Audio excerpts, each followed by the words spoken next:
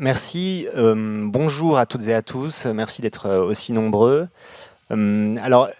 Emmanuel m'a dit, bon, cette année dans la manufacture et tout, il faut introduire un peu de fun.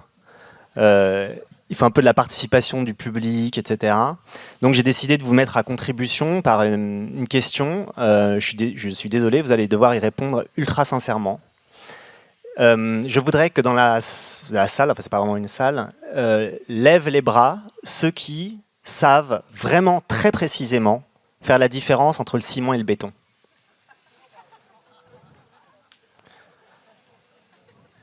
Bon, je ne vais pas vous interroger chacun pour vérifier que vous le savez vraiment, mais je suis heureux de constater que ça n'est pas la majorité et que donc je ne suis pas complètement ignare par rapport à la moyenne des Français. D'autant plus que vous êtes un public normalement trié sur le volet, donc vous devriez le savoir. Si je me permets de poser cette question, c'est parce que cette question, alors pas de la distinction, mais en tout cas du ciment et du béton va nous occuper pendant une partie de l'heure qui vient, puisque c'est l'objet et le sujet du livre que Armel Choplin a publié il y a 2 ans, La vie du ciment en Afrique, matière grise de l'urbain. Alors le titre matière grise, notamment le syntagme matière grise, n'est pas un simple jeu de mots, parce que votre travail, Armel, montre avec beaucoup de minutie que le ciment n'est pas simplement une question économique et architecturale. Autour du ciment ou à partir du ciment se tissent des relations sociales, des relations de domination entre les gens, entre les régions, entre les pays. Le ciment fait lien, comme vous le répétez souvent, l'écrivez souvent. Et puis le ciment coagule aussi des imaginaires qui sont à l'œuvre dans la manière dont s'envisage ou est envisagée la ville africaine moderne. La tentation est grande, j'imagine que c'est celle à laquelle vous avez succombé en imaginant cette discussion, de vous faire parler avec quelqu'un qui tente d'imaginer autrement les villes africaines. Et ce quelqu'un, il est tout trouvé en la personne de Sename Kofi Abodjinou. Alors vous êtes architecte de formation. Alors c'est difficile de rendre compte, mais peut-être que vous le préciserez au fur et à mesure de la discussion, de tout ce que vous faites. Mais pour le dire vite, vous participez à construire la ville de demain en Afrique, en la théorisant. Vous parlez notamment de villes néo-vernaculaires africaines. On essaiera de déployer ce que ça signifie, ou en créant les outils très concrets. Le mot concret va nous occuper pas mal, puisque le nom du béton en anglais c'est concrete. En créant des outils nécessaires à cette construction. Alors il y a une association, l'African Art Architecture, il y a les projets Obsities et puis plein de choses dont on va discuter. Et donc avec vous, ce qu'on va essayer d'imaginer, c'est un au-delà du béton, si on peut dire. Mais pour commencer avec vous, Sename, vous êtes togolais, vous vivez à Lomé. Est-ce que vous pourriez en quelques mots nous décrire ou nous raconter Lomé du point de vue du béton? Ah ouais, c'est pas facile, mais on leur a demandé de lever le bras et tout, il faut qu'on...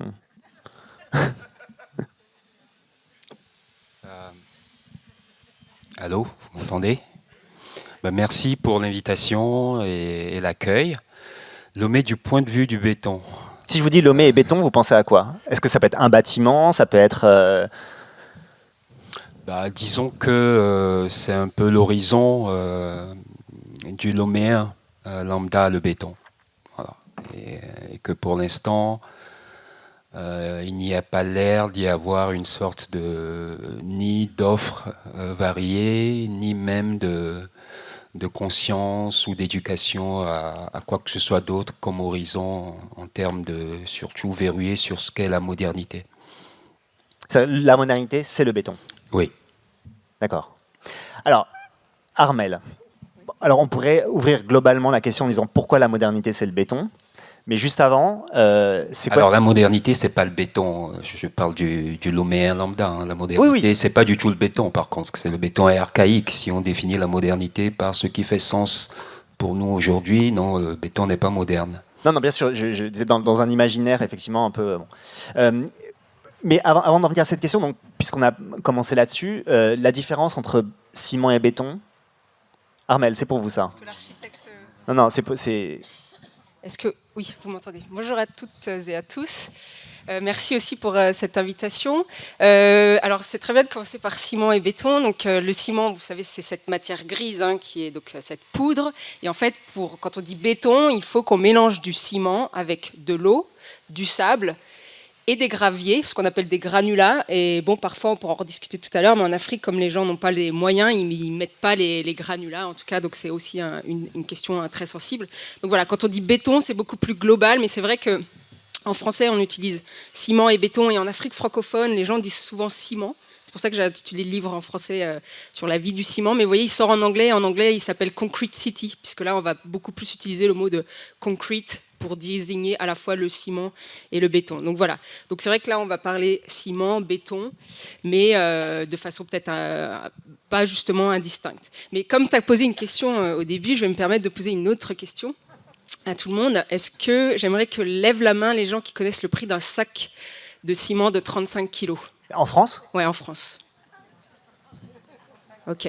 Ah oui. Alors ça, c'est très intéressant parce que si on avait posé la même question, et je l'ai fait en Afrique, dans un amphi, par exemple, de l'université de Dakar, chez Anta Diop, tous les étudiants connaissent le prix d'un sac de ciment de 50 kilos en Afrique qui sont vendus.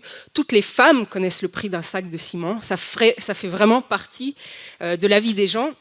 Et c'est pour ça en fait que je me suis intéressée à ce matériau et à ces sacs que j'ai suivis. Tout à l'heure, Michaelia racontait qu'elle a suivi les déchets. Moi, j'ai suivi des sacs de ciment qui voyagent le long des routes africaines pour essayer de comprendre d'où il part, qui le consomme, qui ouvre les sacs, qui le malaxe, et en fait, qui construit la ville aujourd'hui telle qu'elle se dessine en Afrique, en tout cas en Afrique de l'Ouest. Voilà. L'intuition de départ, c'était quoi? C'était une observation? Oui, alors si je peux mettre une photo, vous allez voir d'où vient mon intuition de départ. Alors ça va venir, il y a 3 photos. L'intuition de départ, donc j'ai eu la chance de vivre au Bénin, donc pays frontalier avec le Togo, donc à Cotonou pendant... attendez, c'est normal, j'ai pas mis le... Ah ouais, c'est vrai que sans la prise, c'est...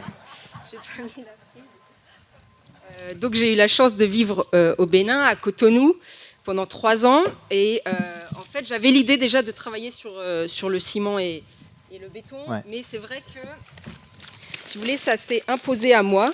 Attendez, où est-ce que j'ai mis cette fameuse prise? On a l'impression que c'est un truc en acte de ce qu'on racontait hier sur la technologie. Ouais, c'est ça en fait, c'est l'acte manqué de notre ami Apple qui a toujours des trucs à part. Ah, il est là. Ah non, il n'est pas là. Non, attendez, ça va venir. Toc, toc. Vous avez une question sur... Ah, ça y est, c'est bon. C'est bon. On est là. Donc, en fait, le ciment est complètement omniprésent. J'ai été frappée hier en arrivant dans le Mâconnais à quel point la couleur beige et voire rose, en fonction de la lumière du jour, des pierres donnait une identité en fait à la région. C'est tout à fait saisissant. Et quand je suis arrivée en Afrique de l'Ouest, ce qui était tout à fait incroyable, c'était qu'on ne voyait plus le vert de l'Afrique tropicale subsaharienne, mais on voyait ce gris couleur béton qui était là partout omniprésent. Il n'y a toujours pas les images? Alors, attendez, comment ça se passe? Non. Ah, alors attendez, je réessaye. Et du coup, c'est ce gris-là que je me suis décidée que je me suis intéressée à suivre. Alors, toujours pas. C'est bien gris. Oui, alors oui. Je cherche. Bon. Okay. Allez-y. Parler. Alors, je parle. Ouais. Donc en fait, si vous voulez, le ciment est omniprésent dans la mesure où partout, de part et d'autre de la rue, vous voyez du ciment, des sacs de ciment qui sont à vendre. Partout, vous pouvez, là j'ai une photo où ça vous montre qu'on peut acheter du ciment 24 heures sur 24. Donc vous avez une envie pressante, la nuit, vous pouvez acheter du ciment. Quand je suis arrivée à l'université, mes collègues m'ont dit il y a un départ à la retraite d'un collègue éminent professeur, ce serait bien de cotiser pour un cadeau. J'ai dit très bien, donc je m'attendais au vélo électrique, au week-end, je ne sais pas où, comme on fait en Europe. Et en fait, pas du tout, on lui a offert 2 tonnes de ciment. Donc, c'est-à-dire, vous voyez à quel point c'est quelque chose qui est omniprésent. Donc, les gens connaissent le prix, c'est écrit tous les jours. En fait, le prix de la tonne est écrit tous les jours devant les boutiques à la craie. Et on suit le prix de l'évolution du ciment comme un indicateur où les gens, certains parmi nous, regardent le cours du Dow Jones. Vous voyez, ce serait l'indicateur local. Ce serait comme le prix du pain qu'on surveille parce que ça conditionne l'avenir des gens. Et puis, quand on on a aussi pas mal de jeux concours voilà, organisés par des opérateurs de téléphonie mobile où vous gagnez en premier prix voilà, 12 parcelles et 150 tonnes de ciment. Donc vous voyez, ça fait vraiment partie intégrale de la vie des gens. Quand on aime quelqu'un, quand on a envie de s'engager avec elle ou lui, eh bien, on lui offre des sacs de ciment pour montrer à quel point on projette l'avenir avec cette personne. Donc c'est quelque chose qui est complètement intégré dans la vie, on va dire, sociale, mais aussi dans la vie économique. Alors peut-être, vous ne connaissez pas encore ce nom, mais c'est l'un des noms les plus importants d'Afrique. L'homme le plus riche d'Afrique s'appelle Aliko Dangote. Il est nigérian. Et il est Monsieur Ciment, c'est-à-dire que c'est lui, aujourd'hui, qui a permis d'ouvrir des cimenteries en Afrique de l'Ouest, qui concurrence Lafarge Holcim, Heidelberg, les grands Européens. Et donc c'est l'homme le plus riche d'Afrique qui a fait fortune dans le ciment. Et c'est vrai qu'une fois, à Abidjan, un petit garçon, je lui dis « Tu veux faire quoi plus tard ?» Donc réponse attendue, footballeur. Et là, il me dit « Footballeur, mais j'hésite avec cimentier, comme Dangote. » Vous voyez, donc vous avez cette image de la réussite aujourd'hui en Afrique, qui est bien sûr lié au football, mais qui est aussi lié à ces afro-businessmen, comme ils se dénomment, ces afro-capitalistes, africapitalistes, qui en fait font de l'argent en produisant quelque chose, un produit qui est considéré aussi comme local. Alors c'est là où ça devient très intéressant. On a parlé hier avec Vandana Shiva de l'extraction, du colonialisme, et c'est vrai que pendant très longtemps, le ciment, le béton, c'est associé à l'homme blanc, aux colons. C'était les maisons des colons qui étaient en ciment. Les autres, entre guillemets, des quartiers indigènes, que je mets entre guillemets, puisque c'était le nom qu'on donnait à l'époque, eh bien, avaient des maisons en paille, en bambou, en bois. Et du coup, pendant très longtemps, ça a été associé à cet homme blanc voilà, qui avait sa maison en dur. Mais en fait, ce qui est intéressant avec ce monsieur Dangote, c'est qu'il a permis d'africaniser ce matériau. Et ça, c'est un vrai changement de paradigme. Donc, j'aurais pu arriver ce matin en disant « Ah, le ciment, c'est juste des méchants européens qui exploitent l'Afrique, etc. » Il y a ça, mais en fait, pour beaucoup d'Africains aujourd'hui, et Senamé l'a bien dit, voilà, un Togolais, il veut construire sa maison en ciment et il veut utiliser le ciment du pays, parce que maintenant, on a toute une identité nationale qui se joue sur le ciment. Pourquoi ? Parce qu'en fait, jusqu'à très récemment, on va dire jusqu'aux années quasiment 90-2000, vous aviez le ciment qui arrivait sous forme de clinker, donc c'est la poudre avant d'être broyée en ciment qui permet de fabriquer du ciment. Et le clinker venait d'Europe. Okay, donc les cimenteries, en fait, étaient juste des cimenteries de broyage qui étaient le long des ports en Afrique. Et en fait, aujourd'hui, ce monsieur Dangote, il a ouvert des cimenteries qui exploitent le calcaire local, donc avec des sillons calcaires qui sont exploités notamment au Togo et au Bénin et au Nigeria. Et donc, le ciment est produit localement. On importe moins ce clinker et donc on va produire intégralement le ciment localement. Et ça, c'est depuis 20 ans. Et il a ouvert plein de cimenteries dans de nombreux pays, ce qui a fait baisser les cours, le cours du prix du sac de ciment et de la tonne. Donc pour les gens, il est vu comme quelqu'un qui aide à une meilleure, à une vie meilleure parce qu'il fait baisser les cours, comme certains supermarchés, par exemple, grandes familles françaises diraient qu'il propose la vie moins chère, etc. Vous voyez, donc il y a vraiment tout ce discours.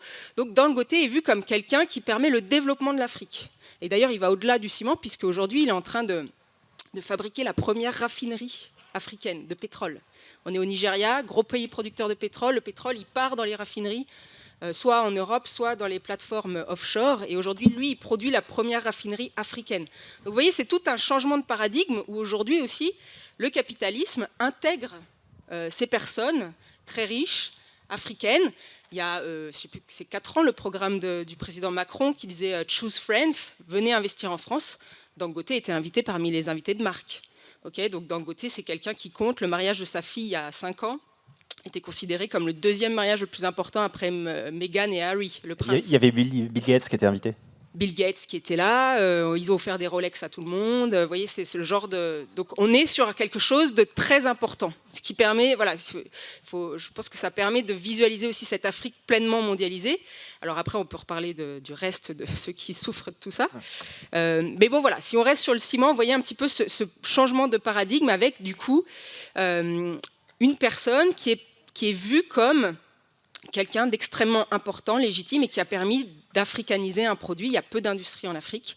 Et donc, les gens sont fiers du ciment du pays. Comme on dit, Sim-Togo, au Togo, c'est une industrie très importante, même si elle appartient à des Allemands. Et qu'est-ce que ça a comme effet sur les villes africaines, même du point de vue visuel?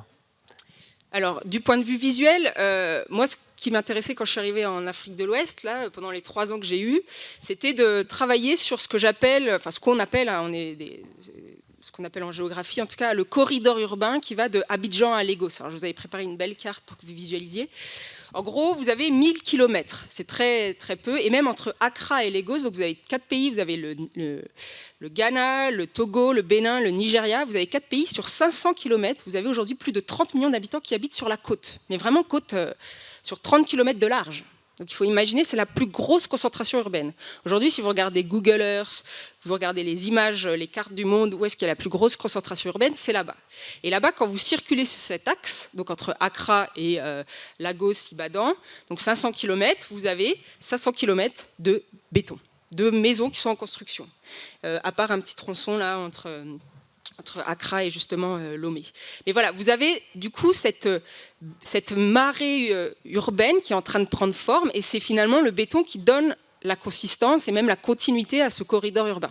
Et c'est pour ça que comme c'est un corridor urbain très compliqué à étudier, je m'étais dit autant rentrer par ce qui en est la matière première, c'est-à-dire ce ciment, et puis je vais essayer de démêler tout ça, sachant que c'était presque évident, puisque le matin, pour aller à l'université, parfois, derrière un rond-point, il y avait 30, 40, 50 camions Dangote qui, en fait, se suivaient pour partir du Nigeria où ils produisent, pour aller vers le Ghana où ils vont commercialiser le ciment. Parce que ça a beau être un pondéreux, ça n'a aucun intérêt normalement de faire circuler une matière aussi lourde, mais en Afrique, c'est quand même rentable, et donc le ciment circule le long de ce corridor en fonction du prix qui change selon les pays. Donc c'est vraiment une matière qui est au cœur de la vie des gens, et l'augmentation récente du ciment, mise sur le dos de l'Ukraine, alors qu'a priori ça n'a pas vraiment de rapport. L'acier, par contre, on pourrait en reparler, oui, bien sûr, parce qu'il est produit en partie en Ukraine.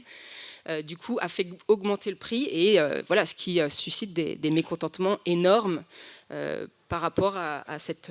oui, parce que le but, comme tu le dis, c'est de construire son chez, comme on dit en Afrique francophone, c'est d'avoir son chez-soi, et son chez-soi, il doit être en béton pour être quelqu'un de jugé, de respectable, d'avoir réussi dans la vie. À 40 ans, on doit faire construire sa maison. On doit construire soi-même sa maison. Mais ce n'est pas simplement quelque chose d'individuel, c'est aussi une politique publique générale, puisque, c'est en tout cas ce que vous racontez dans votre livre, un président ou un gouvernement peut être jugé à sa faculté à avoir bétonné, en fait, à avoir montré dans l'espace public qu'il avait... c'est une forme d'évaluation de la réussite d'une politique publique que de bétonner un espace, de faire grandir la ville, de construire un haut bâtiment en béton. Oui, en fait, mais c'est un peu comme chez nous. On a beaucoup de travaux qui travaillent justement sur les collisions entre le politique et le secteur de la construction. Ça n'a rien d'étonnant. Voilà, c'est quelque chose de bien connu en Europe aussi. Donc c'est pour ça que je ne voudrais pas qu'on dise que l'Afrique est exceptionnelle de ce point de vue-là. Les liens très proches entre les politiques et les personnes, les dirigeants d'entreprises du BTP sont bien connus. En Afrique, c'est pareil. Et surtout, un président, il a un mandat de 4-5 ans. Pour se faire réélire, c'est clair qu'il a tôt fait de balayer un bidonville et de construire et d'aller chercher des investisseurs un peu partout pour construire et faire sortir 2-3 tours en béton, donc symbole de la modernité comme tu l'as dit, et puis pour justement se faire réélire, on va dire il est fort, ou goudronner des routes, c'est vrai, il y a un vrai problème, donc tout ce qui est lié à l'infrastructure permet et accompagne les pouvoirs en place, mais un peu comme chez nous, un président il laisse son monument voilà, avec son nom dessus, et ben, on va faire ça, et c'est vrai que les projets urbains aujourd'hui sont particulièrement importants pour exister, pour que ces présidents existent et se fassent réélire.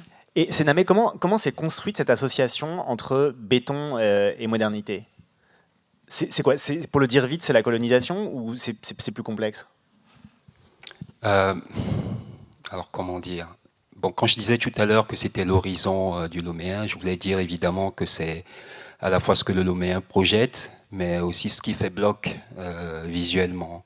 Et ça fait bloc aussi dans le sens où ça obstrue un peu les perspectives, c'est-à-dire qu'on n'a pas, il n'y a pas de l'espace dégagé pour penser autre chose.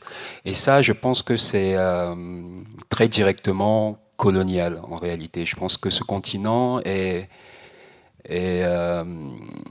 est figé, il y a cette sorte d'inanité qui est quand même relativement produite artificiellement, parce qu'il y a un biais de sincérité dans les relations avec les partenaires occidentaux qui se disent qu'il vaut quand même mieux que ça reste une sorte de grande réserve qu'on peut exploiter comme on veut et qu'il est surtout pas intéressant pour le business que ces contextes-là se développent, commencent à produire de l'innovation et puissent challenger mais essentiellement des business.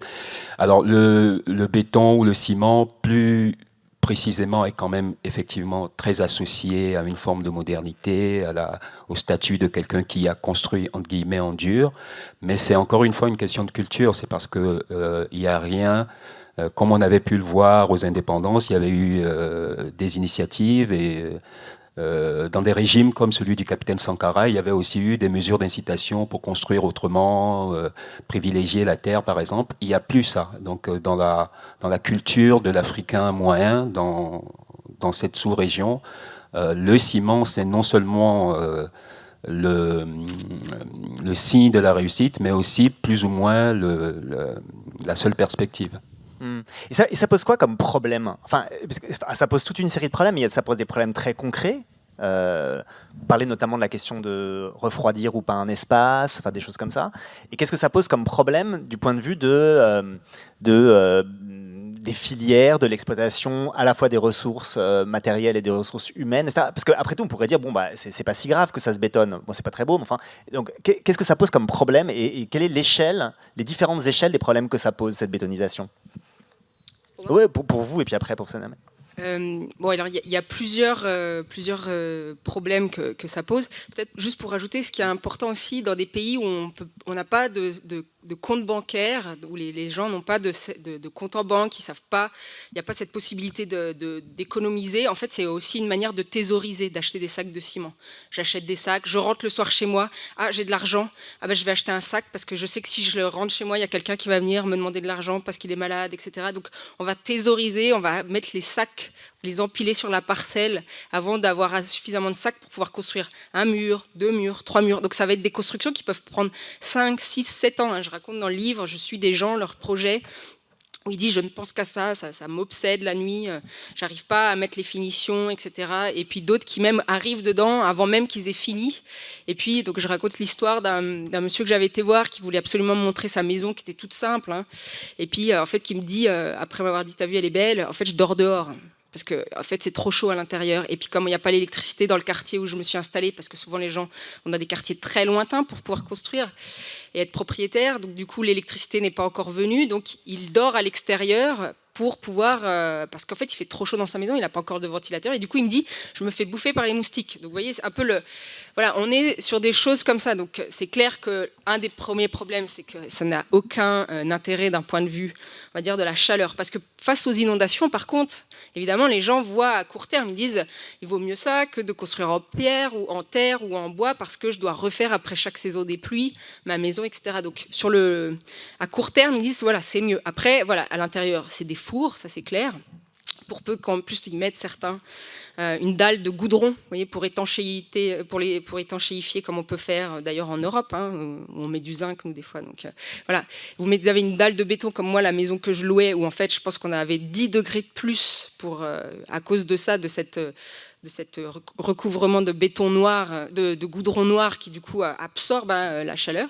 Donc voilà, donc on a ce problème-là, on a le problème donc évidemment des ressources. On parle souvent donc du calcaire, il y en a en Afrique, etc. Mais en fait, d'abord c'est des sillons quand même plus restreints que ceux qu'on peut avoir dans la vallée du Rhône notamment.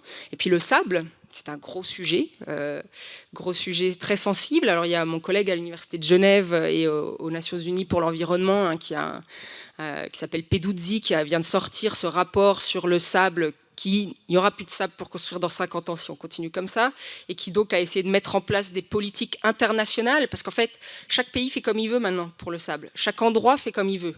C'est pour ça qu'on a parce que quand on pense au sable, on pense surtout aux mafias du sable. Il y a beaucoup de reportages, voilà, le Nigeria, les mafias du sable, le Vietnam, etc., le Cambodge, les mafias du sable. Mais en fait, ce qu'on sait beaucoup moins, c'est que souvent, il y a aussi des gens qui exploitent en fait le sable à côté de chez eux parce que ça permet de leur assurer un revenu. C'est d'ailleurs très hiérarchisé. Souvent, les femmes portent les paniers, il y a ceux qui plongent, etc. Donc, c'est des métiers très organisés. Par contre, il y a des grosses sociétés qui ont des droits d'exploitation juste à côté, signés par l'État, qui, elles, vont vraiment prélever énormément de sable avec des retraites de traits de côte de 20 mètres par an. On est sur la côte béninoise, togolaise, par endroit, moins 20 mètres par an de retrait de côte. Donc on est vraiment sur des questions très sensibles. Donc vous pouvez regarder le rapport de mon collègue là, de l'UNEP sur qu'est-ce qu'on peut faire pour avoir une vision globale du sable dans le monde, pour ne pas laisser faire ou des mafias, ou des grandes entreprises, ou des gouvernements peu regardants qui vont vendre ça évidemment comme une ressource particulièrement importante. Il faut savoir qu'aujourd'hui, le sable du Mekong, il va à Singapour. Enfin, le sable circule de façon incroyable. Il y a eu pas mal de travaux là-dessus qui montrent une circulation du sable tout à fait insensée. Donc le sable, l'eau, les graviers, évidemment, et puis les questions thermiques.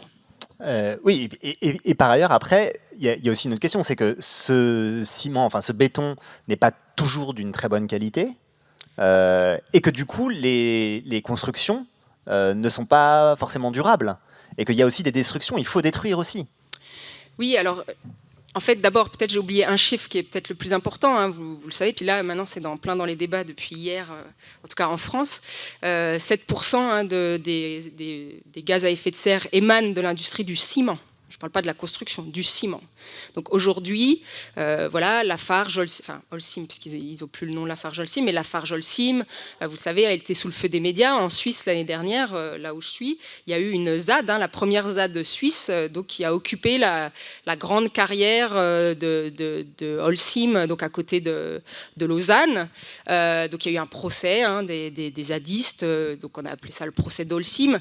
Au-delà de ça, ça montre vraiment aussi, et c'est pour ça qu'on parle de l'Afrique, mais finalement c'est très lié parce que voilà, on habite une seule planète. Ce qui se passe là-bas est très lié à ici, à nos entreprises ici. Ce qui est évidemment important, c'est de se projeter, de se dire alors voilà, quelle ville on va construire, avec quels matériaux. C'est toute une filière qu'on peut repenser. Là, je pense que Sénamé aura plein d'idées. Mais c'est vrai que du coup, ça invite aussi à faire des liens entre ici et là-bas, entre l'architecture ici et là-bas, en tout cas d'essayer de repenser ce secteur de la construction, parce qu'on sait faire des ciments propres, enfin en tout cas verts comme on les appelle, des ciments décarbonés. Mais en fait, tant qu'il n'y a pas la demande sociale, si vous voulez, les grands groupes, ils n'ont aucun intérêt à investir de l'argent là-dessus. Et c'est pour ça que là, on est vraiment dans un moment charnière aussi, je pense, que ce soit en Afrique, où on se rend compte qu'on ne peut plus construire que des maisons en ciment. En tout cas, il va falloir qu'on repense tout ça. On est dans un moment charnière parce que, voilà, les gens commencent à se dire, mais en fait, dans quoi j'habite ? Avant, on se demandait, mais qu'est-ce qu'il y a dans mon assiette ? Et puis là, ils regardent leur maison, surtout cet été avec la canicule, et puis on se dit, mais en fait, cette passoire thermique, comme on l'appelle maintenant, et bien ils disent, voilà, en fait, je ne sais même pas construire un mur, vous voyez, alors que les femmes en Afrique savent construire une maison, elles connaissent les dosages, etc. Aussi parce que c'est marqué sur les sacs de ciment, il y a les petits dessins. Donc on vous dit comment construire. Donc c'est pour ça que même analphabète, vous pouvez construire une maison. En même temps, vous expliquez aussi que c'est vachement dur de construire un mur. En fait, c'est très dur. Et c'est là où on arrive un peu à la limite du béton aujourd'hui. C'est que voilà, il y a eu l'effondrement du pont de Gênes il y a en 2000, je sais plus combien, 18, qui a été un peu le moment d'arrêt. On s'est dit, mais en fait, les ponts, il va falloir les réparer. Vous avez vu, il y a un rapport qui est sorti en France sur le nombre de ponts que les communes ont à charge de réparer. Voilà. On a eu le balcon qui s'est effondré à Angers avec les jeunes qui sont décédés. Donc il y a tout ça là qui commence et puis bien sûr à Marseille, il y a bien sûr tout ça qui commence à émerger. On se dit que en fait, même on nous a vendu le pavillon français modèle de réussite voilà, pour la vie. Et en fait, un pavillon, ça s'entretient. 50 ans le béton, 70 ans, enfin 70 ans.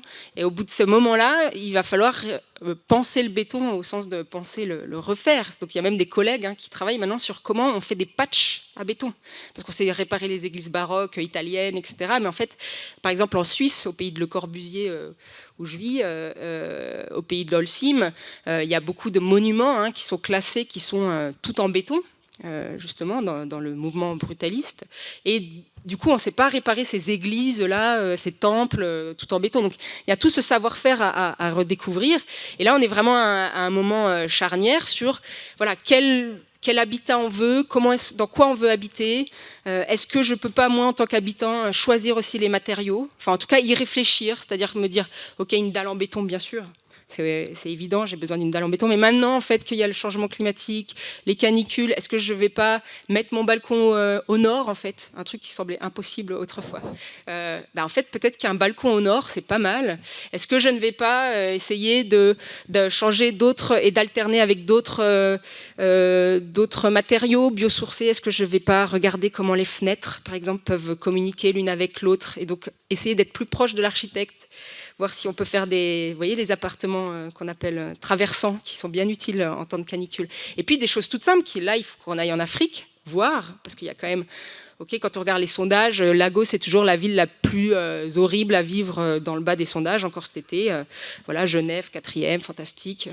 Lagos, tout en bas. Mais en fait, à Lagos, il y a le pire comme le meilleur. Il y a aussi des bâtiments qui sont très frais, et à Lomé aussi. Et voilà, peut-être faire des doubles plafonds comme on fait en Afrique, en fait, des choses toutes simples qu'on a oubliées et qui, en fait, invitent à réfléchir quand même et à faire des liens entre ici et là-bas, que des architectes formés en Europe aillent là-bas mais reviennent avec d'autres possibilités. En tout cas, ça semble pas seulement une évidence, c'est une injonction très rapide et un besoin, à mon avis, vraiment impérieux. Alors, Armelle parlait de moments charnières. Est-ce qu'il y a vous observez une prise de conscience du fait que cette bétonisation de la ville, elle n'est pas durable, ou est-ce que vous êtes une sorte d'ovni qui essayez de penser un peu seul contre tous? D'abord, je voudrais dire 2 mots sur les problèmes du béton. Il y a les problèmes d'extraction, évidemment, le clinker, etc., avec des sites d'extraction qui sont de plus en plus rattrapés par la ville, ou sinon des populations qui sont déplacées, réinstallées dans des conditions qui sont très, très critiques. Le béton, c'est aussi de l'eau. On ne parle pas assez de l'eau, mais on continue à enseigner l'architecture en béton, alors qu'on n'est pas sûr qu'on continuera à avoir toujours de l'eau pour faire du béton. C'est peut-être d'ailleurs le meilleur argument contre le béton, celui que les industriels seront le plus prêts à entendre, c'est que ce business n'est pas soutenable. Ils vont peut-être fermer tout simplement, pas pour des questions éthiques, mais parce que la production de béton sera devenue très compliquée. Alors en Afrique, il y a les performances horribles thermiques du béton, il fait super chaud. Mais aussi, il y a quelque chose sur lequel je voulais un peu insister, même si ça paraît un peu, comment dire, c'est presque anecdotique, c'est que la façon de construire et le matériau prennent aussi en charge des schémas culturels. Et le ciment, lesquels? C'est-à-dire que le ciment et le béton nous verrouillent à un type de construction qui est international. Je pense que comme ça qu'on l'appelait quand moi j'étais encore étudiant en école d'architecture. Et ne favorise pas cette variété de formes qui, en Afrique, prennent en charge un certain nombre de leçons et d'éthique même des sociétés dites traditionnelles. Donc les Africains sont très résilients, ils arrivent à reconstituer ces valeurs-là à l'intérieur des habitats en ciment, mais c'est de plus en plus contraint à mesure que on a des grappes comme ça, plus d'habitats, mais d'habitacles, qui font bloc. Vous parlez de quelle forme là, par exemple? C'est des formes. Il y a beaucoup dans les valeurs africaines qui ne peuvent être prises en charge que par des formes très courbes, féminines, qu'autorisent par exemple la construction en terre. Et du moment où parce que l'habitat, ce n'est que la projection au sol de systèmes de pensée, de parenté, de systèmes politiques qui sont très complexes. Et si vous simplifiez la forme, vous passez par perte et profit toute cette complexité-là. Donc, c'est une raison, peut-être la dernière, qui peut paraître la moins importante, mais qui, de mon point de vue, est fondamentale comme argument contre la construction internationale. La question, c'était... est-ce que conscience de ça? Est-ce que vous êtes seul? Pardon? Monsieur me dit la question c'était, donc je lui repose la question. Ah bah, Non, écoutez, bah, alors engueuler, je en fait. suis un ovni à moitié, puisque le dernier, enfin l'équivalent du prix Nobel d'architecture a été décerné très récemment à Francis Kéré, qui est presque un radical de l'anti-ciment, enfin un radical de la construction entre guillemets en terre, même si c'est de la terre stabilisée. Donc il y a des gestes. Est-ce que c'est de la critique un peu artiste? Est-ce qu'il y a un mouvement de fond? À mon avis, s'il devait y avoir un mouvement de fond, ça devrait être vraiment de fond. Ça devrait être un changement de mentalité qui commence chez les Africains même. Moi, j'ai de la commande, mais quand on m'approche, c'est que des Occidentaux. C'est des Occidentaux qui veulent habiter la Terre. Les Africains veulent pas habiter la Terre parce que c'est encore très connoté. Il y a cette extraversion qui fait que on se dit, construire en terre, c'est envoyer le signal qu'on est pour. Donc on doit avoir de plus en plus de projets écoles qui montrent qu'on peut faire autrement et que ce soit plutôt des gens bien élevés dans la société qui passent ces commandes-là. C'est-à-dire que n'importe qui veut habiter comme un ministre. Si le ministre commence à construire en terre, il y a un signal qui est envoyé que n'importe qui ait envie d'avoir sa maison en terre. Et vous en parlez à des politiques, j'imagine que vous essayez d'être. Je connais pas du tout de politique, surtout pas dans mon pays. Si vous voulez m'en présenter, je suis tout à fait ouvert. Et donc, c'est quoi les structures que vous mettez en place? Vous dites j'ai de la commande, donc en tant qu'architecte, vous avez de la commande. Et vous avez juste une agence ou vous avez mis en place des réseaux, Alors, je n'ai pas une agence pour une raison accessoire que je vais plus mettre en avant, c'est qu'on ne fait pas de l'argent avec la construction en terre, paradoxalement aujourd'hui, parce que normalement, c'est des techniques qui vous permettent de faire 60% de réduction par rapport à de la construction en ciment. Mais comme ce n'est pas des techniques qui sont vulgarisées, que les experts sont rares, ça revient beaucoup plus cher. Donc pour un architecte, faire un bâtiment en terre aujourd'hui, c'est passer plus de temps de réflexion pour gagner moins à l'arrivée, parce que l'architecte est payé en pourcentage sur le coût du projet. Donc il faut des mesures d'incitation pour corriger cette chose-là. Donc je travaille, mais en associatif. Okay. Armelle, Senamé, vous le citez à la fin de votre livre, mais il y a d'autres gens dans d'autres pays. Donc c'est pas complètement isolé. Oui, il a raison, Senamé, parce qu'il est à la fois un peu un ovni, comme vous demandiez, et puis en même temps, il est aussi avant-gardiste. Enfin, voilà, je pense que vraiment le prix Pritzker, là, donc le prix Nobel d'architecture décerné à Francis Kéré, peut-être que c'est juste un petit symbole ou quelque chose un peu pour faire plaisir, mais n'empêche qu'il y a eu quand même beaucoup de papiers dessus. Il y a eu enfin, même en Suisse, là, il y a eu un journal qui a marqué un Africain, vous voyez, point d'interrogation, comme si c'était quelque chose d'impossible. En fait, ce qui est intéressant, c'est que ça va quand même changer des choses, et je crois beaucoup au mimétisme, c'est-à-dire s'il y a des élites qui se disent mais en fait si Francis Kéré il peut me construire ma maison, vous voyez, même le président béninois là, a demandé à Francis Kéré qu'il construise l'Assemblée nationale, c'est par ces petits changements, par le fait de vouloir copier, qu'on va pouvoir avoir d'autres modèles possibles. Alors bien sûr, le temps que ça se diffuse, ce sera toujours plus simple d'aller chez soi, et comme disait un de mes collègues au Bénin, on achète plus facilement un sac de ciment que du pain. Enfin, vous voyez, vous promenez dans la rue, hop, c'est devant vous. Mais bon, ça nécessite aussi de repenser les filières, et c'est vrai qu'on dit toujours c'est de la faute des architectes, etc. Non, il faut des incitations. J'entendais ce matin à la radio en venant la présidente du Conseil des architectes de France, Christine Lecomte, qui disait qui faisait appel à Macron en disant mais recevez-nous, on va vous dire nous ce qu'on peut faire aussi pour changer ces passoires thermiques, etc.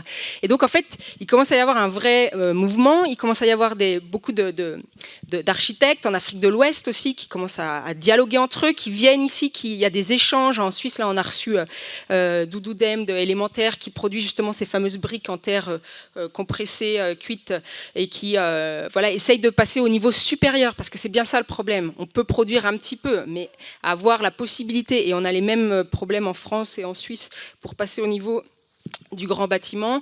Mais en fait, s'il y a des incitations, si à un moment aussi les grands groupes sont contraints de mettre en place ces nouvelles normes, ils le feront parce qu'ils ont déjà des recherches et développements à la pointe, ils savent produire, je vous disais, mais tant qu'il n'y a pas la demande et les politiques, en fait, tout ça n'est pas prêt de changer. Mais je pense que là, on est vraiment sur ce moment charnière. Et moi, en tout cas, j'essaye modestement de faire le lien entre voilà, ce qui est fait en Afrique de l'Ouest, qui se fait ici, et j'invite à dialoguer toutes ces personnes parce que c'est clair que c'est là que l'échange va pouvoir se faire et l'avancée va pouvoir se faire. Et notamment aussi dans les écoles d'architecture. Pendant très longtemps, on n'a jamais enseigné l'architecture vernaculaire à l'école d'architecture de Lomé, par exemple, qui est l'école panafricaine, enfin d'Afrique de l'Ouest.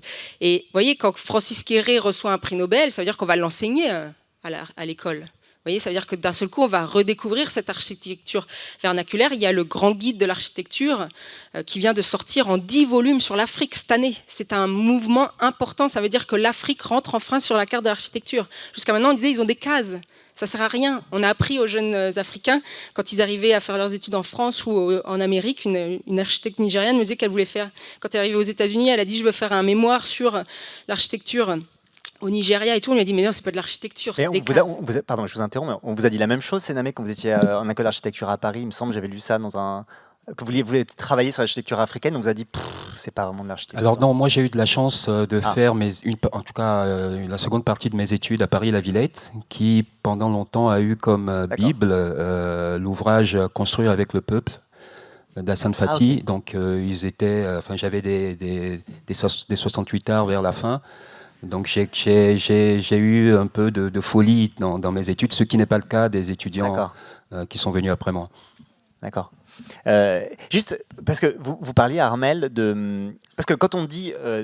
qu'est-ce que c'est que l'architecture néo-vernaculaire que vous défendez, que vous imaginez, je sais pas... Et juste très concrètement... comment on construit des briques de terre? Est-ce qu'une brique de terre, c'est aussi solide qu'une brique de béton? Est-ce qu'on peut construire une tour en brique de terre? Ou est-ce que ça voudra dire qu'il n'y aura plus de tours, plus d'énormes bâtiments, et que du coup, ça va changer la ville? Je suis désolé de poser des questions aussi simples, mais c'est comme ça, c'est quand même la question qu'on se pose.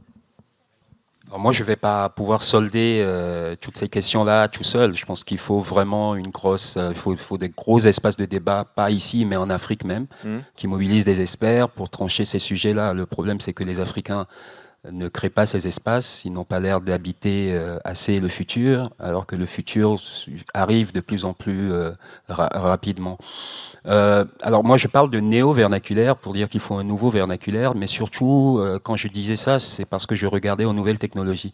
Parce que pendant longtemps, on a pu penser que les technologies du digital étaient un pas en plus vers l'éloignement, des façons de faire très simples, dans la proximité, etc. Et ce que j'essaie de montrer, c'est qu'au contraire, non. En réalité, c'est parce que les technologies prises à la source passent par le filtre de la Silicon Valley, et donc par ce paradigme du profit, qu'on a des devices, des solutions en bout de course qui sont verrouillées sur le marché, le profit, et qui peuvent être problématiques sur le plan environnemental. Mais on passerait les mêmes technologies par un autre filtre, on aurait aujourd'hui une sorte de sublimation de ce qu'on appelle le vernaculaire. Pour donner un exemple précisément en architecture, ce serait l'impression 3D. Le problème, comme l'a dit Armelle, avec la construction en terre, par exemple, c'est le passage à l'échelle. C'est-à-dire que c'est plus simple de monter des briques de ciment et de faire des villes pour beaucoup de gens rapidement avec le ciment. On se demande comment on ferait si on voulait faire une ville entière rapidement parce qu'il y a des déplacés en terre. Ça paraît compliqué. Alors que si on investit ces nouvelles technologies du digital, qui sont des technologies qui sont beaucoup imprégnées des éthiques hackers, qui veulent travailler la distributivité, on peut, même sur des matériaux qui paraissent être des matériaux très primaires, développer des architectures très audacieuses et surtout performantes sur le plan de l'échelle. D'accord, je vois pas que... c'est-à-dire que l'imprimante 3D peut travailler des matières comme la terre? Oui, vous pouvez imprimer un bâtiment en terre, ce qui sera un moyen de reconquérir toutes ces formes organiques qu'on perd dans l'architecture quand c'est fait en ciment. D'accord. Et d'ailleurs, sur la question du numérique, parce que c'est intéressant, hier, Vandana Shiva énormément insisté sur les aspects très néfastes des technologies. Or, à la fois dans ce que vous nous racontez là, et puis peut-être vous développerez un peu sur les hack labs, etc., et dans ce que vous avez observé à Armel, il y a un autre usage possible des technologies qui reconfigure aussi la ville ou qui configure les villes africaines d'une manière qui n'est pas celle qu'on imagine. Est-ce que vous pouvez juste nous raconter comme ça quelques usages qui sont, alors il ne s'agit pas de dire que c'est des usages positifs par rapport à des usages négatifs, mais qu'il y a des inventions, des innovations, etc., qui sont hyper intéressantes. Oui, alors après, je pense que Sename est mieux placé que moi pour parler de ça, mais c'est vrai qu'aujourd'hui, il y a des Fab Labs dont Sename a été un créateur, des maker space, comme on dit, et parfois, en fait, moi, je reprends souvent la citation que tu dis, en Afrique, on n'a pas besoin de smart city, on a besoin de smart citizens, donc de gens qu'il faut former aux nouvelles technologies et créer des applications qui sont vraiment utiles. Et il y en a, à Lomé, il y a on peut prendre les taxis motos par des applications qui ont été créées par des jeunes togolais, et du coup, maintenant, même Uber est en train d'essayer de les racheter, vous voyez, donc c'est tout à fait des transferts assez intéressants à suivre. Il y a la possibilité, dans un quartier à Cotonou, on a cartographié un bidonville qui n'existait pas sur la carte, alors qu'il était à quelques centaines de mètres de la présidence, mais qu'on y est complètement. On a, avec un Fab Lab local, le Blow Lab, on a formé les gens à utiliser des ordinateurs, à recycler des vieux ordinateurs, 50 vieux, on en a fait 17 neufs, enfin 9 qui marchent, en tout cas dans des jerrycans. Et après, les gens étaient formés à utiliser ça et à cartographier leur quartier. Et on est arrivé, on a été voir le chef quartier, on a dit voilà la carte de votre quartier. Il a dit merci, je vais à la mairie, maintenant je vais leur dire je veux l'eau, je veux l'électricité, je veux ça parce que j'existe sur la carte, donc j'ai des droits.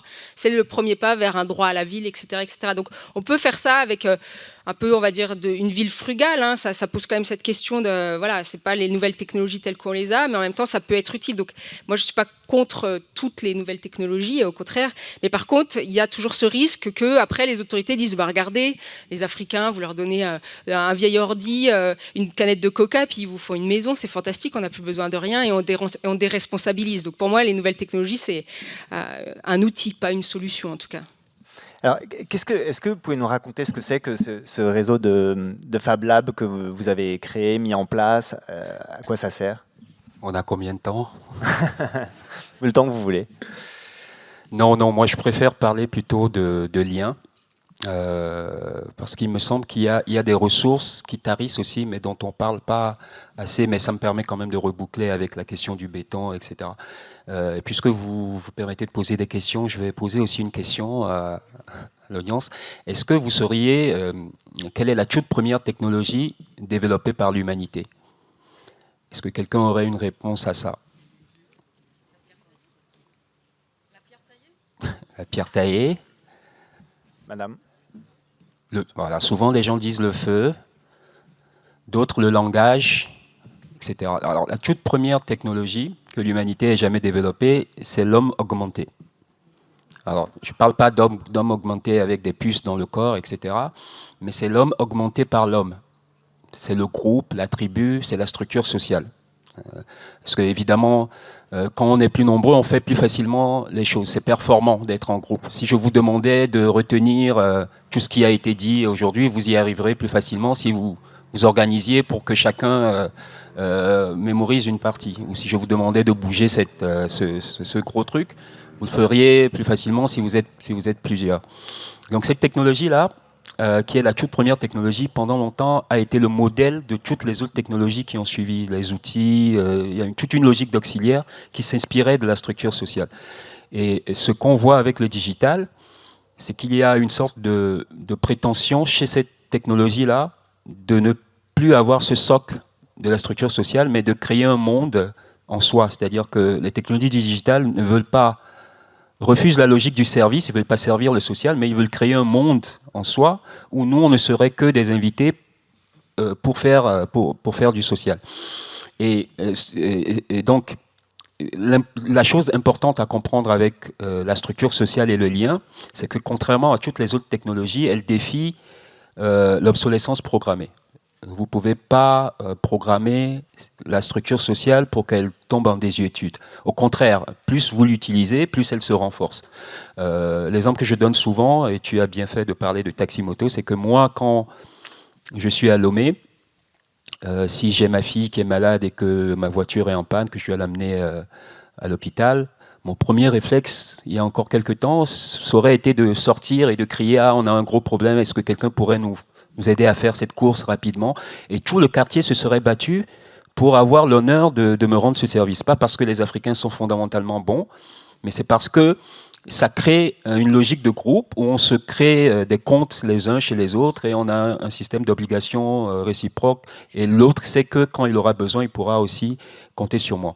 Maintenant, le souci, c'est que quand ma fille est malade maintenant, je ne mobilise plus cette technologie-là, je vais sur Gozem.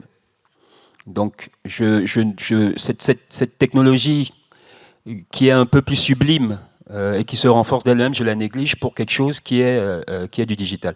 Donc c'est cette sorte de, comment dire, donc il y a cette prétention qui est très forte dans les technologies digitales et il y a une deuxième prétention qui est que pendant longtemps le capitalisme a voulu faire fonctionner les États comme des business. Et le capitalisme a l'air de se dire aujourd'hui qu'il y arriverait plus vite s'il transforme des business en États, avec des entreprises qui battent monnaie, qui ont un système de justice, etc., etc. Et donc ces deux prétentions du technologique ont identifié la ville comme leur moyen de se réaliser, parce que la ville est le lieu où on peut tout régler dans des logiques de grille, et où donc on peut contrôler le plus de gens et donc pousser les gens vers l'intérieur, éviter que les gens aient de plus en plus de temps investi dans le lien ou dans la nature, parce que c'est du temps en moins où ils sont sur leurs devices qui sont le moyen à la fois d'extraire la donnée, donc de les exploiter, mais aussi de les surveiller. Et le souci, c'est que les plus grandes villes du monde vont apparaître en Afrique. Et donc, ce qu'on appelle les big tech, les GAFA, ont compris que c'est en Afrique que ça allait se passer. Donc, ils sont tous en train de fondre sur ce continent. On vous parle d'une ville unique de Lagos à Abidjan. Ça veut dire qu'il va y avoir à l'échéance de 30 ans une ville qui sera plus puissante que chacun des pays qu'elle traverse. Donc, cette ville-là sera plus puissante que le Nigeria tout seul, le Bénin tout seul, le Togo tout seul, le Ghana tout seul et la Côte d'Ivoire tout seul. Et donc, celui qui aura le contrôle de cette ville a un pouvoir démesuré. C'est un sixième des urbains mondiaux qui seront dans les villes africaines. Donc il y a ce signal très fort qui est envoyé que le futur du capitalisme en reconfiguration qui devient très digital est en Afrique, qui n'a pas de résistance parce qu'évidemment les décideurs africains sont illégitimes, ils n'opposent pas de rapport de force, ils acceptent tout. Et donc si le continent ne fait rien, il va devenir le formidable laboratoire d'une dystopie presque terminale. Parce que, alors, j'ai pas le temps d'aller dans les détails, mais c'est quelque chose qui regarde aussi les Occidentaux, parce que le poids que va avoir le continent africain, si ce continent-là qui est aujourd'hui, qui compte pour marginal dans la production, par exemple, des gaz à effet de serre, je crois que c'est entre 3 et 4%, ce continent pourrait rattraper rapidement ce retard-là et surtout devenir le lieu où on teste des choses qu'on ne peut pas faire en Occident. Comme sous Mobutu, avant, certaines entreprises pharmaceutiques occidentaux allaient développer des poisons parce qu'il n'y avait pas de besoin de légitimation. Vous avez un exemple de ça, quand vous dites que les big tech sont en train de fondre et d'expérimenter, il y a des signes de ça Bon, j'ai un exemple, mais il risque de me créer des problèmes. Je vais le donner quand même. Le Togo, mon pays, a eu beaucoup de presse positive récemment parce que le ministère de l'Éducation, le ministère du Digital, d'éthique, a développé une technologie qui permet d'envoyer de l'argent aux gens les plus pauvres pendant la crise du Covid. Et ils ont fait ça en partenariat avec un laboratoire de Berkeley, j'espère que je ne dis pas de bêtises. Et comment cette technologie fonctionne? Elle couple deux données. Donc, elle regarde les habitudes de consommation téléphonique. Donc, on voit si tu continues à téléphoner comme avant ou si, depuis quelque temps, tu recharges moins ton crédit et tu appelles moins. Avec une deuxième donnée qui est l'observation des toitures. Donc on regarde quelles sont les toitures les plus abîmées. Et donc si tu as une toiture abîmée et que tu ne téléphones plus comme avant, l'algorithme considère que tu es pauvre. Et donc, tu reçois de l'argent du gouvernement sur ton téléphone. Alors, c'est une technologie qui pose un certain nombre de problèmes qui sont évidents, qui n'auraient jamais même commencé les premières étapes de test en contexte occidental, mais qui a fonctionné en Afrique avec du financement, parce que c'est des gens pauvres, on ne peut pas mettre tous les garde-fous, etc. Mais ce que je dis, c'est qu'une fois qu'une technologie est développée, quelle qu'elle soit, elle gagne en légitimité. Et elle peut revenir un peu en boomerang en Occident même. Armelle, je te vois prendre des notes. Oui, en fait, tu as raison, Sename, il y a beaucoup de choses qui sont testées d'abord dans les pays africains, on le sait, et pas que seulement sur le pharmaceutique. Par exemple, en Afrique du Sud, hier, Vandana Shiva disait, voilà, on a transformé l'Inde en commodity, en gros, et puis la maison est devenue du real estate, de l'immobilier. En Afrique du Sud, il y a déjà ce qui existe, c'est le credit scoring. Donc, en fait, vous êtes déjà enregistré dans des fichiers, on sait combien vous gagnez par mois, combien vous êtes endetté, combien vous pouvez rembourser. Quand vous arrivez dans une agence immobilière pour dire, j'aimerais louer cet appartement, ils ont déjà toutes les données. Et si vous êtes au rouge, c'est même pas la peine de rentrer en fait. Donc on a déjà, avec les nouvelles technologies et les databases, dans certains pays, on est beaucoup plus en avance pour ce qui peut être le pire en fait dans les de ce monde techno. Et même en Afrique de l'Ouest, je disais tout à l'heure, les gens ne sont pas bancarisés. C'est pas tout à fait vrai en fait, parce que vous le savez peut-être, c'est ce qu'on appelle l'effet leapfrog de la grenouille. Donc la technologie arrive plus tard, par contre elle arrive beaucoup plus vite et on saute de nombreuses étapes. Donc on passe de rien à la 4G.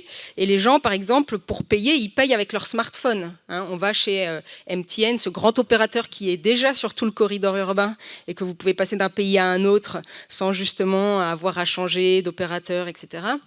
Et voilà, vous payez avec votre téléphone, on envoie de l'argent et on envoie du ciment, on paye avec son téléphone. Maintenant, c'est fantastique pour la diaspora. On n'a pas beaucoup parlé de la diaspora africaine, mais un des gros problèmes de la diaspora, c'est d'envoyer de l'argent au pays.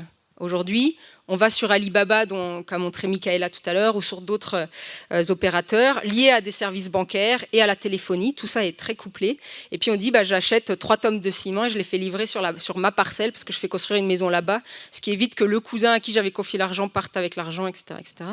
Bon voilà, donc tout ça est très avant-gardiste si on veut, et on peut être complètement en brousse et se faire envoyer de l'argent sur son téléphone. Des choses que nous, on ne fait pas encore ou pas tout à fait ici. Donc on a vraiment les limites du techno qui sont repoussées dans certains pays, ce qui est assez incroyable et qui inquiète aussi. Oui, mais alors, du coup, la question qui se pose, c'est la question des ressources de l'Afrique pour lutter ou réinverser ce mouvement. Parce que, à vous écouter, il est complètement inéluctable. C'est une alliance entre les gouvernements, les grandes entreprises de la tech, et que les gens sont convaincus par ailleurs que c'est comme ça qu'il faut faire. Enfin, on se dit, mais donc, sur quelles ressources on peut s'appuyer pour travailler ce mouvement et l'inverser? Je n'ai pas de solution. En tout cas, une des grosses tensions qui va surgir ces prochaines 30 années, comme tu l'as dit, plus grosse concentration urbaine en Afrique de l'Ouest, en Afrique, etc., c'est que là, on est en train de demander en fait, aux Africains de faire attention maintenant. Alors hier, voilà, c'est la fin de l'abondance. Alors dans des pays où il n'y a jamais eu l'abondance, si vous voulez, c'est très compliqué de demander aux gens de ne plus être justement, de redevenir frugaux. Enfin, moi, je me vois mal aller voir mes collègues à l'université et leur dire, en fait, il ne faudrait plus que tu utilises la clim, parce que tu l'as depuis 10 ans maintenant, ou 5 ans, tu ne peux plus l'utiliser. Tu ne vas pas pouvoir utiliser ta voiture, ce serait bien que tu reprennes des transports en commun. Enfin, vous voyez, cette dette en fait, environnementale qu'on est en train de faire payer sur l'Afrique va être la source de nombreux conflits. On l'a vu à la dernière COP. Il y a des pays où les gens n'ont pas pu venir, les représentants n'ont pas pu venir, parce que ça coûtait trop cher de venir. Et il y a eu ce scandale autour des jets, en disant, regardez, les pays européens, ils viennent en jet, et nous, les Africains, on ne peut pas se payer l'hôtel. Je ne sais plus où c'était, en Grande-Bretagne, je crois.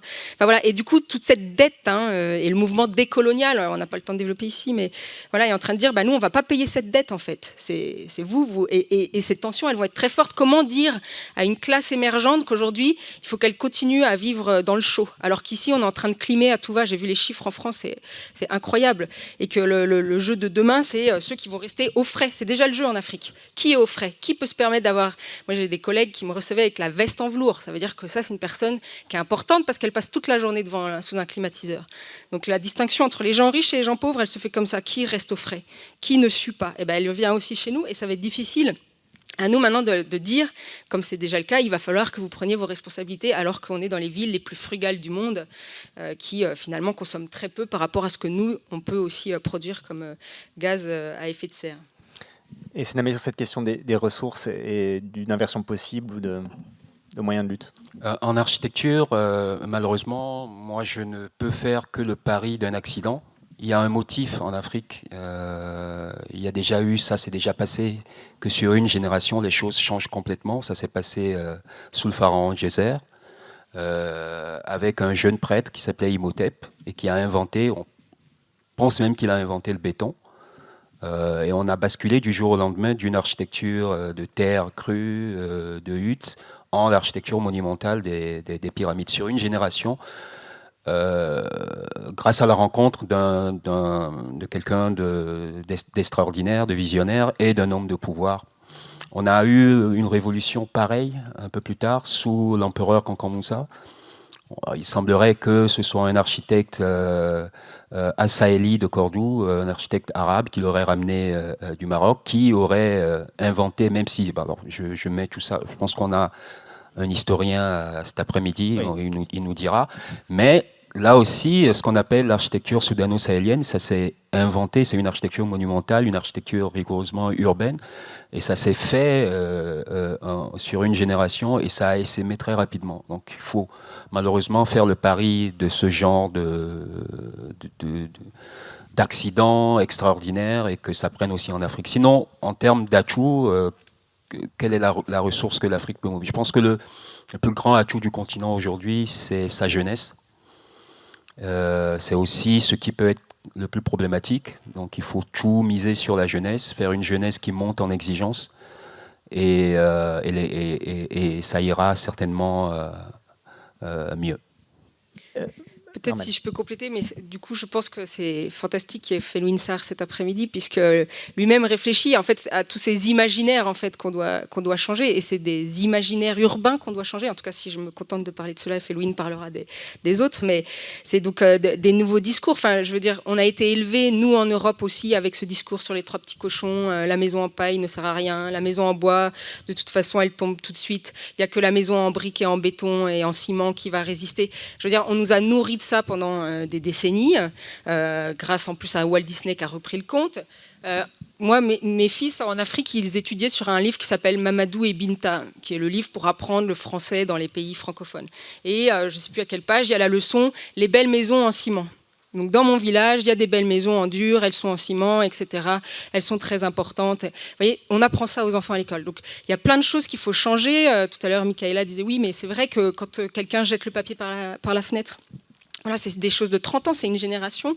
Les choses peuvent aller très vite, et je crois aussi dans ces nouveaux imaginaires, dans ces nouvelles villes. Donc je vous disais tout à l'heure, j'habite à Genève, peut-être 4e ou 5e ville où il fait le meilleur vivre au monde, et je le dis, malheureusement, je m'ennuie terriblement. C'est une ville froide, comme disait mon fils quand on est arrivé d'Afrique, ils sont où les gens? Il n'y a personne. Enfin, après, il y a les jeunes voix qui vont me tomber dessus là. Mais je veux dire, par rapport à Lagos ou à Cotonou, alors je ne vais pas enjoliver, parce que la vie à Lagos c'est horrible, etc. Mais je veux dire, il y a des choses qui restent encore. Et peut-être que oui, il va falloir qu'on aille apprendre aussi de ces villes. Il va falloir qu'on réécrive les futurs urbains. Ça, c'est Félouine qui dit ça avec Achille Membe. Réécrire l'histoire du monde aussi depuis d'autres endroits, depuis d'autres villes qui sont peut-être plus accueillantes, moins froides. C'est pas qu'une question de climat. Voilà, et des choses qui peuvent aussi montrer qu'il y a d'autres façons de faire. Je pense qu'ici, le public est acquis, mais je veux dire, ou Vandana Shiva hier, mais voilà, c'est aussi possible. Enfin, j'y crois, en tout cas, moi. C'est comment une belle maison autrement qu'en béton, comme celle que vous construisez? Vous pouvez nous la raconter? En terre. Ouais, d'accord. Et ça ressemble à quoi? Comment sont les pièces? Oh là. Hier, on m'a demandé quelle était mon architecture idéale, et j'ai parlé de ma maman.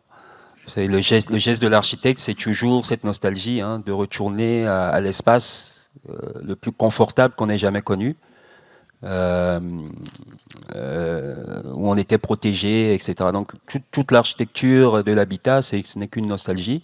Et les Africains sont très radicaux en ça. En fait, les Africains ne font pas de la nostalgie quand ils font une maison. parce qu'ils font réellement une femme.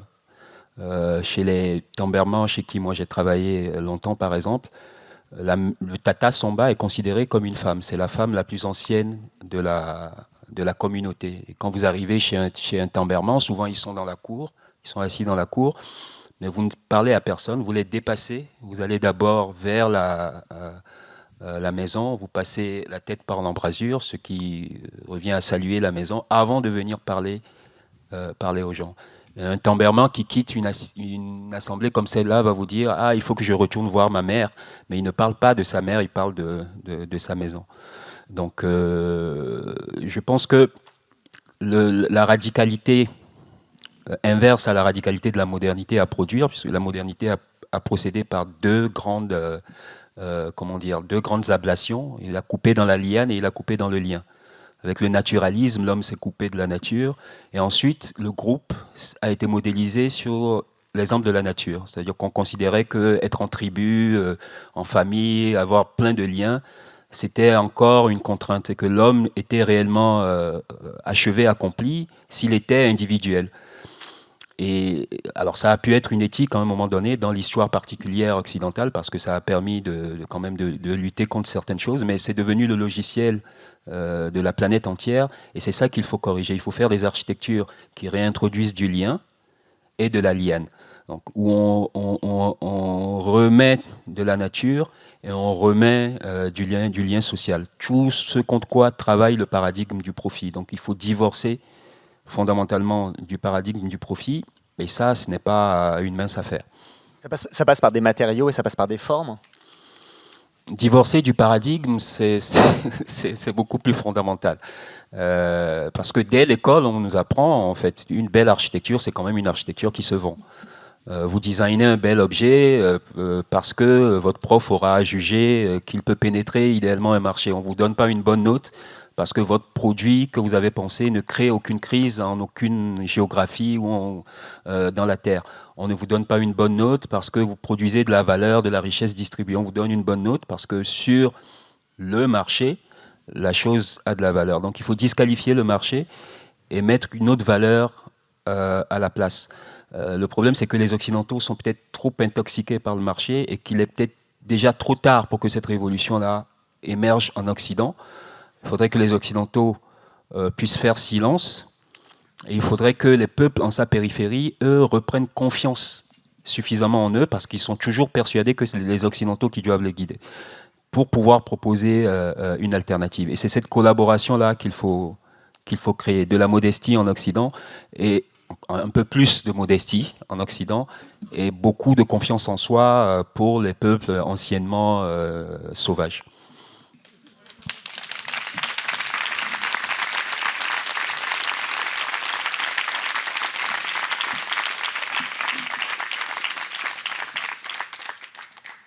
Est-ce que vous avez... Bon, merci beaucoup. Il nous reste un peu de temps pour les questions, donc vous pourrez chacun reparler. Est-ce que vous avez des questions, des remarques Madame. Vous avez dit que le ciment, le béton engendrait de la pénurie de ressources, calcaire, sable, eau, etc. Si on construisait uniquement en terre, est-ce qu'on n'aurait pas aussi une pénurie de terre ?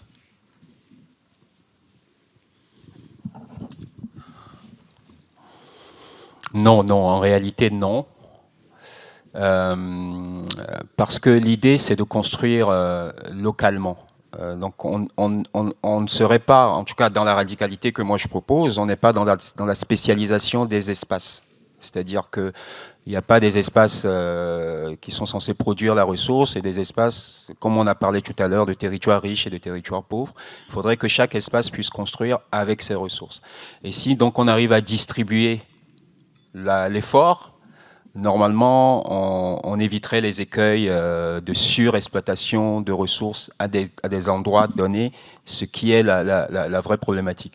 Ensuite, la terre, évidemment, est facilement... Parce qu'on a parlé des problèmes, mais on n'a pas parlé du problème de l'après-vie du béton. Donc, c'est des soucis qui sont plus mitigés avec ce matériau-là, même quand il est stabilisé avec un peu de ciment ou d'autres éléments. Peut-être pour compléter, en fait, ce que prône Francis Quéré, toi et d'autres, c'est justement vraiment de faire un diagnostic de ce qu'il y a comme matériaux autour. Par exemple, ici, avec les pierres qu'il y a dans la région, on ne va pas se mettre à faire de la paille à tout va ou du bois. À l'inverse, à côté en Suisse ou en Savoie, voilà, il y a eu la filière bois qui s'est beaucoup plus développée, mais c'est pareil, il y a une pénurie de bois, donc on ne peut pas faire que ça. Moi, je ne suis pas quelqu'un qui dit qu'il faut arrêter de construire en béton, il faut juste l'utiliser de façon plus à bon escient, c'est-à-dire par exemple faire les dalles, c'est évident, sinon, voilà, c'est quand même les chalets sont en pierre et en bois, si on veut. Voilà, essayer de l'utiliser mieux, moins, parce que souvent on fait des surdosages, alors surtout en Suisse, avec cette idée du bunker, du séisme, etc. Donc souvent, même les ingénieurs et les architectes disent oui, c'est vrai, on surdose, donc vous voyez, on pourrait en utiliser beaucoup moins. Donc il y a toutes ces choses à revoir, et peut-être pour construire, effectivement, regarder mieux ce qu'il y a autour et se poser en tout cas la question. Il y a un collègue à l'ETHZ à Zurich qui a la chaire de construction durable qui s'appelle Guillaume Habert, qui est français, et qui a montré comment on avait changé les régimes d'aliments ces 20 dernières années, comment il fallait changer les régimes. Il a une photo qui est superbe, les régimes de construction. C'est exactement la même chose. En disant, comme nous, on nous dit qu'il faut consommer moins, par exemple, voilà, moins de viande, etc. C'est pareil, on peut aussi faire la même chose, le même diagnostic pour les métiers du BTP. Il y a plein de choses qu'on peut changer assez facilement, a priori, avec un peu d'incitation et de bon vouloir des grands groupes. Une question tout au fond. Ah, pardon. Non, je sais pas. J'avais pas vu. Bon, c'est pas grave. On a le temps pour les questions, donc.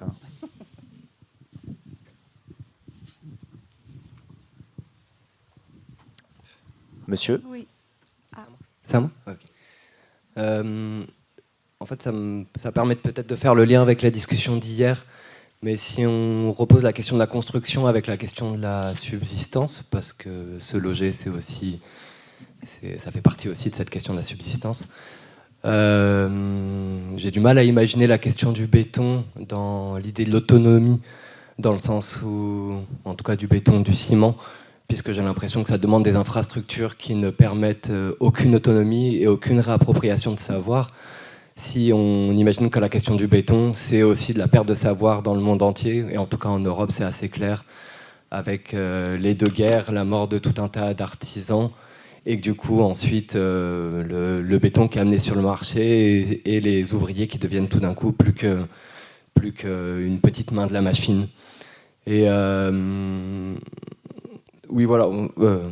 Je ne sais pas trop exactement où je voulais arriver avec. Je n'ai pas vraiment une question en fait. Non, mais si, c'est très intéressant la question de la perte du savoir par le mais béton. Du coup, comment. Enfin, oui, peut-être sur la question des architectes, en tant que maçon, enfin, ça c'est mon métier, je me rends compte que souvent, la problématique avec les architectes, elle n'est pas toujours hyper simple. Il y a toujours une vue surplombante, avec des matériaux qui ne se posent jamais dans la question de l'autonomie, mais toujours sur cette question un peu de la thermique, avec des maisons, c'est des maisons créées par la pétrochimie, on est sur du par-vapeur, on est sur du béton armé, on est sur tout un tas de techniques qui ne permettent pas de penser la réappropriation des savoirs. Et du coup, si la question vernaculaire, les quartiers vernaculaires, les quartiers des grandes villes, par exemple, qui ont été détruits pour la sécurité, pour le contrôle, quelle possibilité dans les villes de penser le savoir vernaculaire, j'ai du mal à l'imaginer. Et bon, tout est un peu confus. Non. Vous vouliez ? Bon, la première chose à dire, c'est que le béton, c'est pas un gros mot.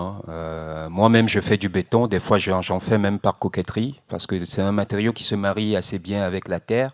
Donc, si vous faites de jolis poteaux en béton, vous avez une sorte de magie par contraste de ce truc très masculin avec des formes plus animistes, plus courbes que permettent la terre. Mais surtout, il y a des performances que vous ne pouvez atteindre que par le béton. Donc, il ne s'agit pas de retourner vivre comme des Amish. Mais donc pour rassurer ceux qui pensent qu'ils auront le choix. Mais donc voilà, le béton, c'est pas du tout un gros mot. Maintenant, il y a effectivement une question de est-ce qu'on pourrait, en se passant de béton, continuer à faire de la ville à l'échelle, dans des configurations. Il y a quand même une réalité urbaine.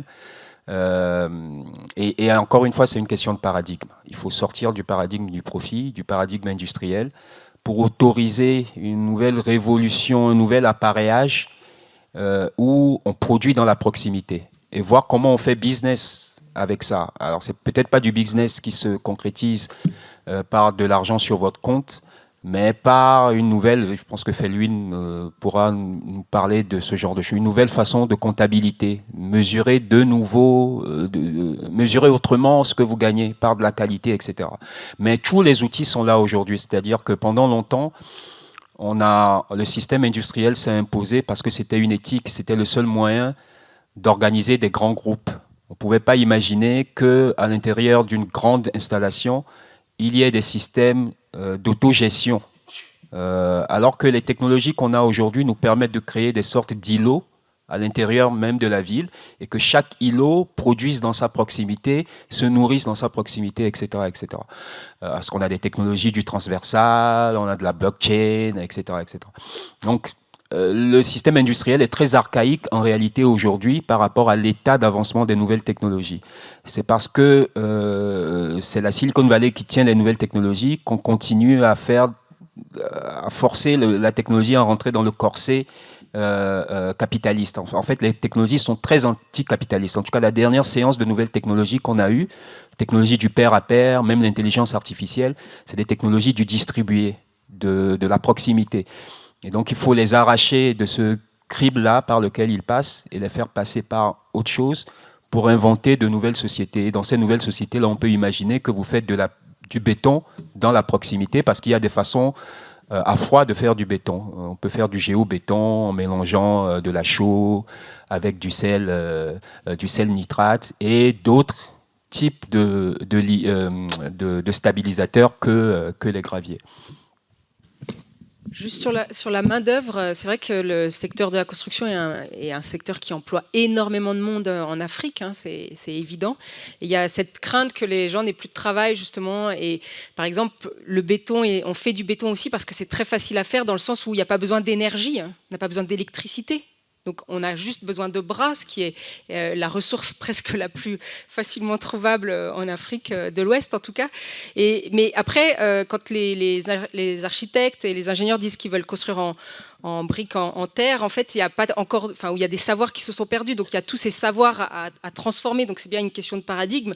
Il suffirait juste de savoir comment construire autrement. Il y a cette association, la Voûte du Bien au Sahel ou Fact Sahel Plus. Je vous encourage à suivre ces réseaux qui relancent toute cette architecture en terre, en paille, en bois, et qui disent que voilà, ils forment des gens, ils forment des maçons qui ne faisaient que du béton et maintenant sont formés à faire d'autres choses. Donc c'est aussi une question de savoir-faire. Madame ? Oui, moi j'aimerais juste rebondir sur la question qui a été posée tout à l'heure sur si on construisait en terre, en prenant la terre, est-ce qu'il y aurait suffisamment de terre pour faire les constructions ? Et je me dis qu'on parle beaucoup des ressources, ce qui est tout à fait logique, mais est-ce qu'on pourrait aussi parler de l'espace ? Et quels sont nos besoins en espace ? Et voilà, pour moi c'est une grande interrogation. Et je trouve qu'ici, en Occident, on bénéficie souvent, pas dans les villes effectivement, mais d'espaces immenses, qui sont très gros consommateurs, qui sont souvent sous-exploités. Et peut-être qu'on pourrait avoir une réflexion sur quel est mon besoin d'espace réel et comment je peux l'habiter, comment je peux le remplir et peut-être moins consommer par ce biais. Oui, c'est un très bon sujet, ça rejoint ce que je disais dans tout ce qui est perdu dans l'habitat entre guillemets moderne. Pour prendre un exemple très caricatural, les Africains ils vivent pas à l'intérieur, généralement on est dehors et la maison sert à autre chose qu'à vivre en réalité. Donc ils n'ont pas besoin des espaces que prescrit l'architecture des villes africaines aujourd'hui. Donc si on pensait des sociétés modernes mais qui patrimonialiseraient ces façons de faire où on vit dehors, ça prescrirait une toute autre architecture qui ne peut être prise en charge par le béton. Mais cela est très, très, très contrebalancé fortement aujourd'hui par la démographie. C'est-à-dire que il y a à la fois dans moi et moi, il y a quelques années, quand je parlais de ça, je défendais une sorte de retour à la vie dans la nature et à la maison avec une relation au sol. Mais la démographie qu'on a nous oblige aussi à penser de la densité. Et il y a aussi des choses auxquelles on va devoir renoncer dans ce qui est les qualités de vie traditionnelles de ce continent-là. Sinon, les villes vont s'étaler à l'infini si elles continuent dans la dynamique actuelle, puisqu'on n'a pas décidé quel pourcentage on artificialisait, qu'est-ce qu'on laissait à la nature, etc. Sur la question de l'espace, Armelle? Oui, vous posez une très bonne question. Il y a la question de construire en hauteur ou pas en Afrique, c'est une vraie question. Hein. Dans pas mal de pays, il n'y a pas de législation sur la collectivité, en fait. Le fait d'être copropriétaire, la copropriété, par exemple, ça n'existe pas en tant que législation. Donc les gens hésitent toujours à acheter un appartement copropriété. Enfin, c'est des choses comme ça qui sont en train de changer. Du coup, on a deux questions. Si on regarde là-bas, c'est clair que la croissance démographique fait que de toute façon, il y a ce besoin d'espace, mais c'est vrai qu'il y a cet étalement qui est particulièrement problématique. Là, le fait que ce soit une urbanisation continue, je vous disais 30 millions d'habitants aujourd'hui, on parle de 50 millions dans 15 ans, ça va être quelque chose de vraiment d'incroyable, et du coup, c'est clair que les villes s'étalent. Ça, c'est une vraie question, donc monter en hauteur. Après, ici, c'est la question des espaces. On sait que les pavillons, en moyenne, ont augmenté de 20 mètres carrés en l'espace de quelques années, hein, et que du coup, je ne parle pas des résidences secondaires dont la région est bien représentative, je crois. Donc tout ça, et là, ça rejoint, je pense, les débats d'hier soir avec Geneviève ou Vandana Shiva, la subsistance, comment on consomme moins, la vie plus frugale, est-ce qu'on achète, est-ce qu'on a besoin d'espace, autant de choses, enfin, tout ça est extrêmement lié. Mais du coup, c'est vrai que c'est difficile, comme je disais tout à l'heure, de demander maintenant aux gens qui peuvent et qui ont accès à ça, aux classes moyennes des pays du Sud, qui peuvent justement consommer maintenant, de leur dire de ne pas le faire, parce que ça va manger de l'espace. Ça, c'est très compliqué. À nous, voilà. Ah oui, mais ça, c'est... Oui, en plus, en France, comme il y a de l'espace, on a moins ce problème, on y pense beaucoup moins que dans d'autres pays. En Italie, par exemple, où c'est beaucoup plus restreint. Vous allez dans un cimetière, tout le monde est empilé l'un sur l'autre. On n'a pas la place de mettre des tombes partout. Donc, vous voyez, c'est des vraies questions qui sont aussi liées aux nations, là, aux questions nationales. Il y avait une question là-bas? Oui, on m'a demandé de poser une question courte. Je vais faire un effort. Je retiens du débat que d'un côté, on devrait ralentir l'usage du béton pour des raisons d'énergie, mais que d'un autre côté, en particulier en Afrique, le béton, il est désirable parce que c'est des valeurs, on accède au modèle occidental. Donc, pour lever ce verrou, rendre désirable d'autres modes de construction. Ma question, elle est plutôt assez namée. C'est ce je ne sais pas comment il faut dire, néo-vernaculaire, est-ce que ça ne serait pas de redonner un intérêt aux valeurs traditionnelles? Et est-ce que ça existe dans la grande conurbation? Ou est-ce que ce n'est pas un moyen, une direction dans laquelle il faut creuser pour que les gens soient fiers, qu'ils récupèrent les valeurs pour faire tout de suite le saut aux nouvelles technologies?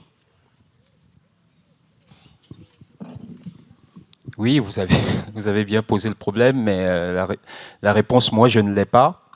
Les territoires qui ont encore en patrimoine les valeurs traditionnelles sont des territoires qui sont sur lesquels la ville gagne de plus en plus rapidement.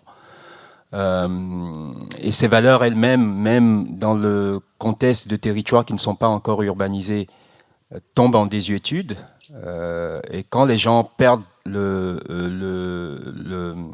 système de pensée, la croyance, il n'y a plus d'attachement au territoire, puisque tout le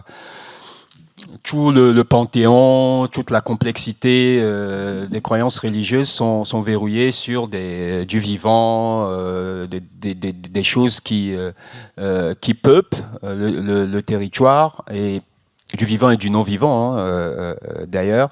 Et quand on perd la croyance, on n'a plus d'attachement au territoire, on va en ville.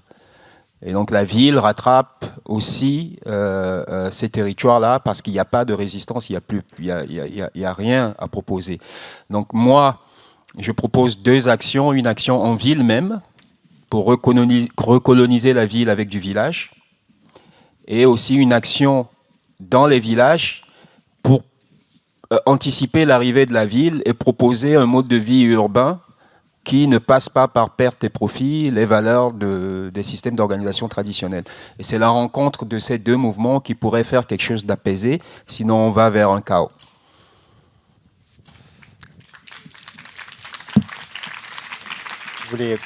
Armelle, tu voulais réagir ou... Bon, okay.